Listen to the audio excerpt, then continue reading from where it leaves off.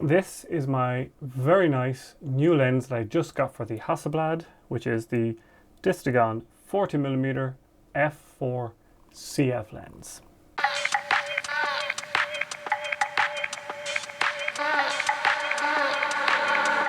And normally I wouldn't check a lens like this, but this time I have to because this lens has a severely dented front filter thread.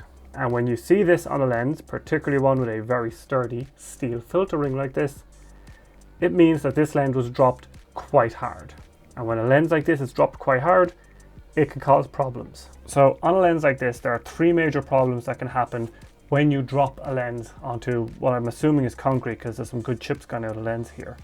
But three major problems can be developed. The first is that the filter ring is bent, so it won't take any more filters. So we need to straighten that with a tool. And in this case, I'm going to add an adapter to it and permanently fix it to give it a new filter thread using a UV filter, taking out the glass. The second issue is that these Hasselblad lenses have mechanical shutters built into them. And a good drop onto concrete can knock components out of alignment, could cause a bend somewhere, could cause an issue. So I also need to test all the shutter speeds on the lens and the apertures to make sure that it's stopping down correctly and the shutter speeds are fairly accurate. And then the last issue, which is the most annoying, is to check for lens elements that have been decentered. Now what that means is that when you drop a lens, it's entirely possible for a lens element to get knocked out of alignment very slightly, and this will affect the image quality in certain ways, particularly in the corners. So I need to run a test on this lens to make sure it hasn't developed that problem. So first off, let's test the shutter speeds and apertures on this lens. So for this test, it's really simple. We are going to use the Osmo Action to film the back of the camera as we fire it at different shutter speeds, all the way from 1 second to 1/500. The Action is set to record in HD 240p, and then we can conform that to like a 24-25p timeline, and we'll just count the amount of frames for each shutter speed, and that will give us our shutter speeds. Okay, it's 1 second, 2, quarter,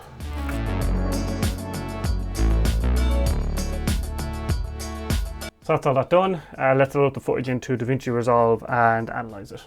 So here we have DaVinci Resolve open. This is actually the project for the video you are watching right now. And what we're going to do with this is we're going to take the high-speed footage, the 240 FPS we recorded through the Hasselblad and the Osmo Action, and we're going to take that, slow it down to 25 FPS, and then just count the frames, and that should tell us if the shutter speeds on the lens are working correctly. So you can see here it's playing at normal speed, which we don't want. We want to clip attributes, custom, we want to set to 25. So if we set the video frame rate to 25, what this does automatically is it essentially says ignore what the camera is saying, render as 25. So every frame will be put as 1/25th of a frame or second, all the way down through the timeline. So this gives you a slow motion. It's much better than adjusting the speed of the clip, because by doing it this way, by setting it the same as your timeline frame rate, the reason I use 25 for all my videos is because that is PAL frame rate. I'm in a PAL country, and because every camera's 25 FPS is actually accurate.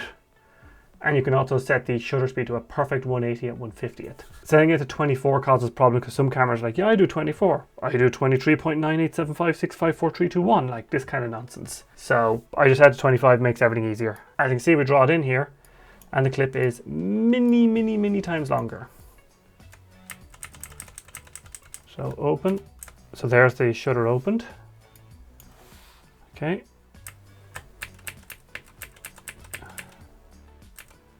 So we actually got a cool image here of the shutter closing. So you can see here the timestamp is 9 seconds and 20 frames. 9, 25 plus 20, 245 frames. And the camera is running at 240 frames per second. Therefore, this is within 5 frames of accuracy. So let's do the rest of them here.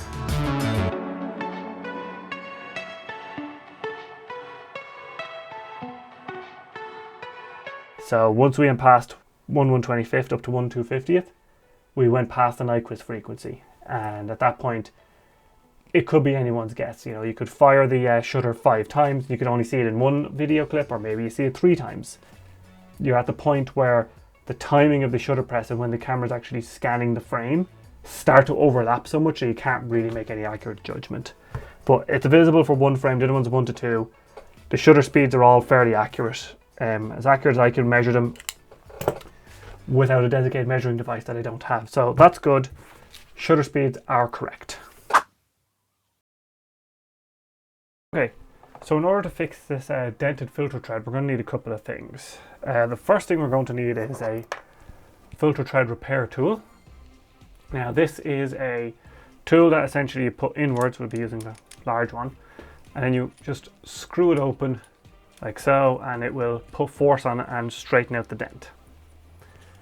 Now the problem with repairing filters, the problem with repairing a filter thread with a tool like this is that it's not going to be perfect. You might be able to get the thread to work correctly, but it's not going to screw on and off exactly right. Forevermore, it'll always be slightly wonky. So to fix this issue, what I've got here is this UV filter. Now I've done this before. So what I'm going to do is you take the glass out of this filter and you screw this part in to the damaged thread and you kind of force it on, and then you get a nice new clean thread to screw your filters into. But first, before all that, we need to take out these petals, because we need to, now hopefully the lens won't come apart into an absolute goddamn explosion of springs and mechanics that I'll never get back together. But no, that just lifts out, and that gives us access to the threads. So to fix this, we're going to use our tool here, and this is a jig for straightening filter threads. So it works by putting the threads here on these like ridges, and then this pulls apart and straightens out the thread. I'm sure there's much better tools for this, but I've done this before on a few different lenses and it's worked out pretty good in the past.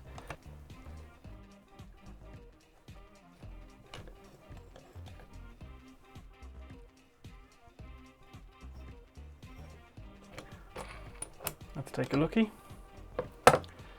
Okay, wow, that's really quite something. I think this is going to require a little more direct force, a little bit more force. I'm done asking.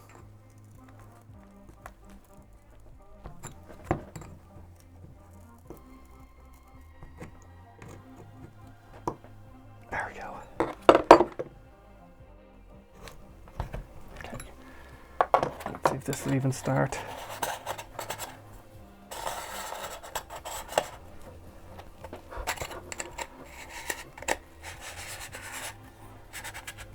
Oh yes, I'm just about able to get the filter thread to start. That's excellent. There we go. That's all it needs, just needs enough to get going. Now we can spin this out. So a completely random pro tip relevant to nobody is that you can actually cut this glass and use it to make a DIY full spectrum conversion filter in your camera. So now with our new piece of thread ready, our new filter thread, we're going to just pop back in the petals on this lens and then hopefully screw it back together. And we should have a nice 86mm filter thread.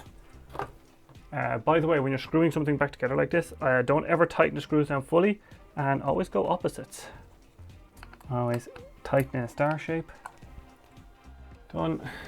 Okay, now to get the new threads in.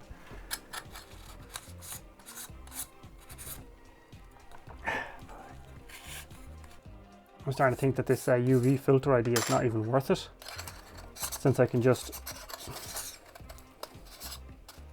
screw in an 86 to step up ring if I want to, or use a Revo ring or something like that instead. This on it anyway most of the time, because I'm going to be using it with a polarizer when I'm shooting in bright daylight. So, or with square filters. But yeah, I think that counts as getting some filtered on the lens, and it seems to be working. So now we need to test for lens decentering. Now how you do this is you actually take 5 pictures, focusing on the center and then on the corners in a certain way, and then you compare the images, and that will tell you if you have the decentered lens. So what you need to do is you need to head out, grab your tripod, set up the camera, and you need to find a scene where you have a very detailed object in the center of the frame. And then you focus on it the best you can and you take your first image. Then once you have your central image, You then take that object that you focus on the center of the frame and you move the camera until it's in each corner, taking 4 more pictures. And then what you need to do is you need to take those images into Lightroom, do a comparison, and look at the corner images. And each corner should be about the same sharpness. If you have one corner that's particularly fuzzy or out of focus compared to all the others, that's generally a sign that you have lens decentering. So we're just doing the lens decentering test on this tree. I focused on the tree trunk itself, not the branches, because the branches are blowing in the wind, the tree trunk won't. So I got the lens here with my bodge job repair. Got it all set up, 130 to f5.6. We'll use mirror lockup and take our 4 shots. So we're going to take a central shot and then one in each corner with the trunk. I rotate the ball head, and then we'll be able to compare them and see if the lens is decentered or not badly enough to warrant an issue. And if you look over there, we got some deer who are just getting jumpy because there's a helicopter flying around. That's the 4 shots done. Should be enough. We're on shot 7, so I think I'll finish off this roll because I'm bringing this with me on a trip on Wednesday and I need to have it empty for the airport and I need to test the lens before I go. So I need to develop this roll this week anyway. Okay, let's go.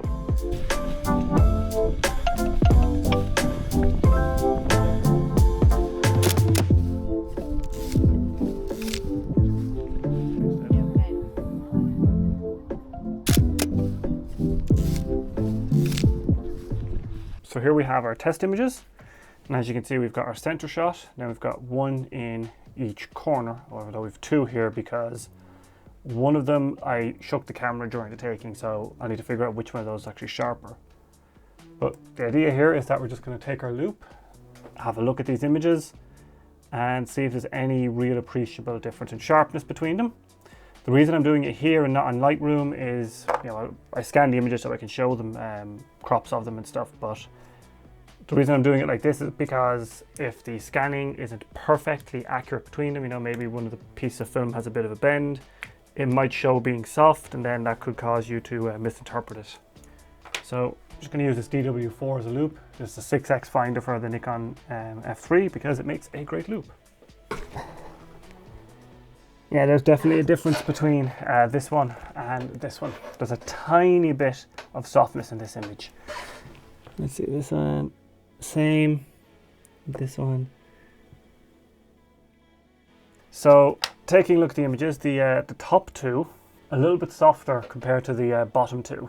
So it's possible that the lens has a little bit of decentering, but I don't think it's catastrophic. I think it's actually fairly solid.